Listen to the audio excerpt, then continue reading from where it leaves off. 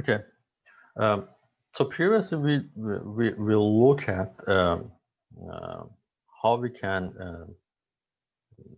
find a transient condition, how to solve for transient condition in the capacitor. And two conditions we look into that: how we charge the capacitor, what's happening when the capacitor is charging, or what happens when the capacitor is discharging.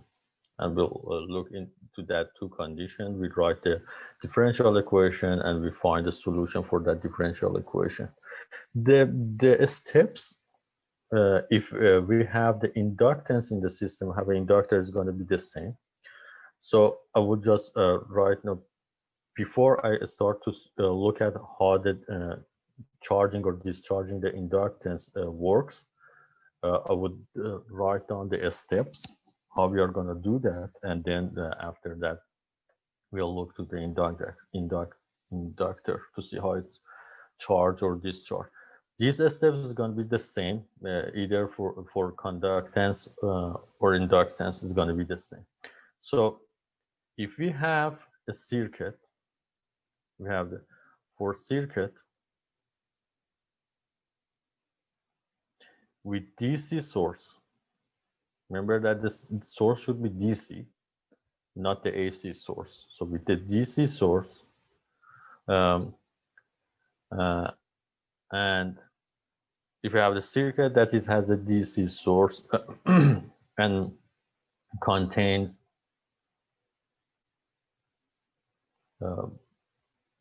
resistance and one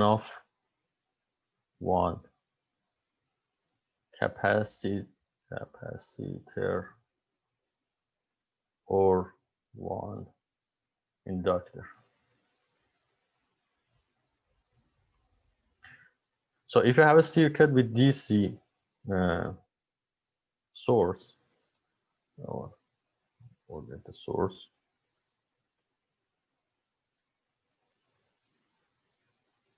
the capacitor with DC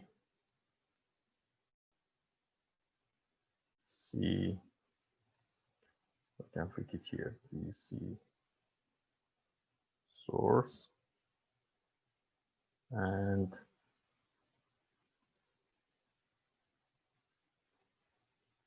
contains resistance. So there's one DC source, or there's one DC source, there's one resistance, and one capacitor or one inductor. So one of them. So it's a DC source, resistance, and one capacitor or one inductor.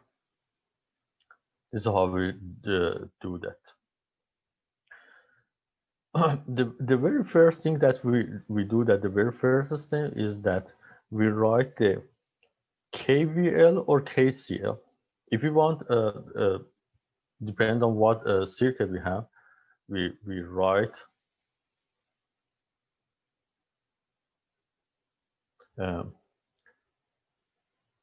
KVL or KCL equation in circuit. In general, we use the KVL to find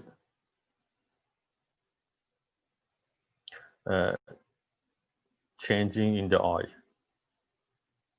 and we use KCL to find change in the V. Usually it's going to be like that if we want it. So depend on what kind of circuit we have, we either write one of the KVL or KCL, and it's going to give us, when we have, after that it gives us mostly the differential equation. So in the second step, just rearrange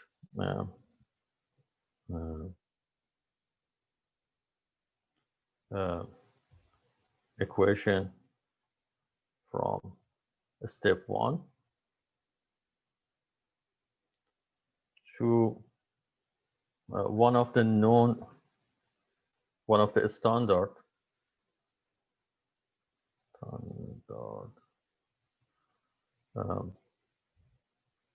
differential equation.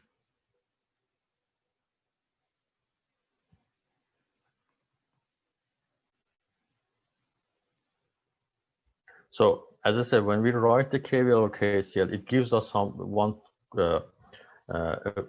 usually it gives us the differential equation, and then we have to rearrange it, put the terms in the order that it become similar to one of the, for example, the standard or the known differential equation that usually we have it in the differential equation course. After we have the equation in the rearranged differential equation format, the answer is going to be the solution. Assume the solution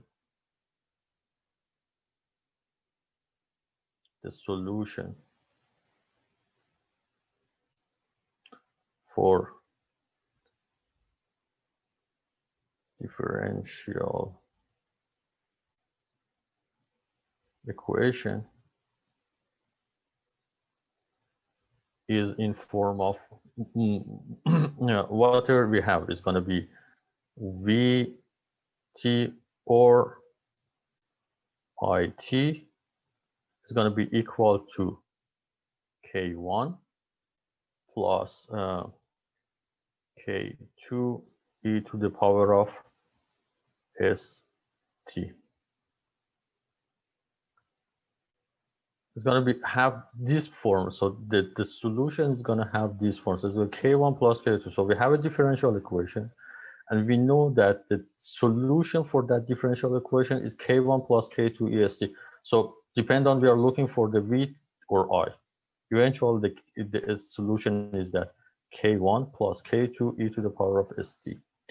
That we we want to work with that. And again, the K1, this term here, the K1, as I said, is for the steady state condition.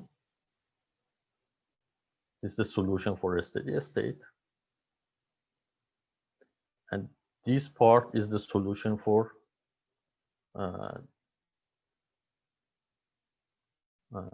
or represent the transient condition. So our solution has two parts. One part that represents the steady state condition, which is going to be the K1, and the K2 e to the ST represent the transient condition. After we have the solution, we have the solution, we have the differential equation.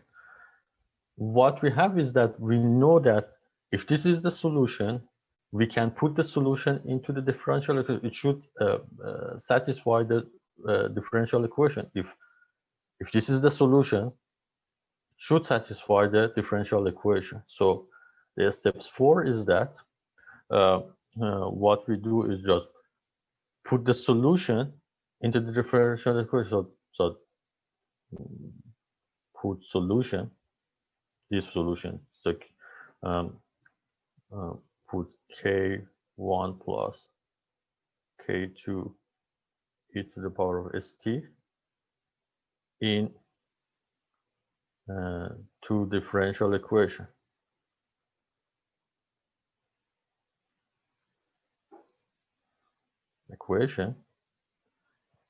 If you put that, because this is a solution, so if you put that in the differential equation, this will give you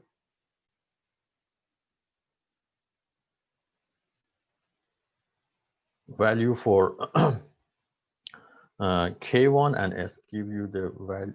It will give you K1 and S. Or let's write it another way. So yeah.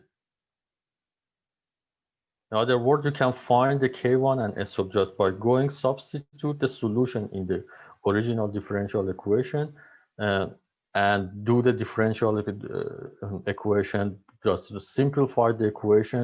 Eventually, the equation gets to the form that you can find K1 and S from that. So how you can find this K1 and S from one equation is like that, because your equation, it is break into the time dependent part and the constant part. And the only way that you can satisfy is that the time dependent part should be 0 and the constant part should be equal to each other.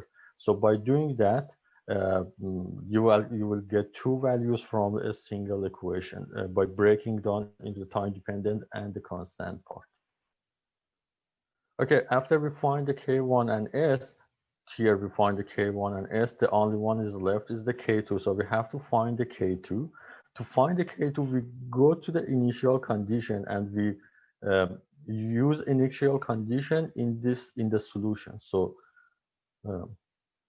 use initial condition means that when the t is 0,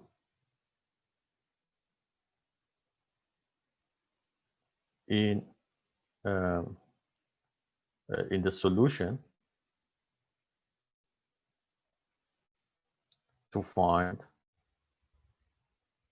K2. So how does it work? For example, initial condition is like that, is at T0, you know that usually you know how much is your voltage or the current at T is 0. For example, assume you know the voltage at T0 is, assume you have a capacitor and its voltage is 0. It has no voltage, it's completely discharged.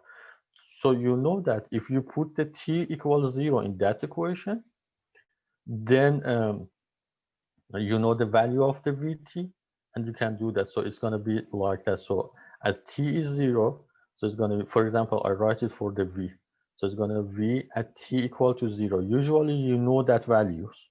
How much the V at T 0 is going to be the K1 plus K2 e to the power of S, and T is again 0. T is 0. So that e to the S to the power of 0 is going to become 1. You already have the K1 from the previous step. So the K1 is known.